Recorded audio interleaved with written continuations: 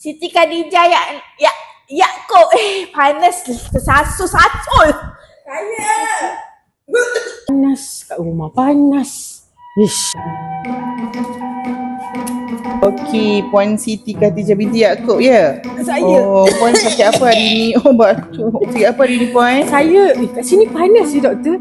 Kat rumah panas, kat sini panas sih. Oh, aircon kita belum servis. Bajet okey. lari sikit. Oh, bajet lari. Okey. Saya sakit hati sebab panas kat sini. Kat rumah pun panas. Sakit hati tu kena pergi sekretari saya rasa. Okey Puan, nanti Puan balik rumah rehat makan ubat yang saya bagi. Besok saya bagi Puan MC lah sehari saja untuk berehat dekat rumah. Sehari je. Panas kat rumah doktor. Kat rumah panas. Itu bukan urusan saya, itu urusan Puan. Saya bukan doktor aircon, saya doktor manusia je.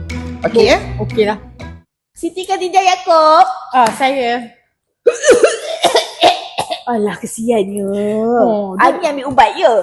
Terima kasih. Belum lagi. Ubat batuk. Ubat batuk. Ubat tak cukup kasih sayang. Yelah, macam mana nak cukup kasih sayang? Aircon kat rumah rosak. Oh, panas lah ni. Panas lah. Sialah kak. Aircon dekat rumah dah lama rosak. Itulah nak beli baru. Faham je lah kan bajet sekarang ni dah. Macam tu.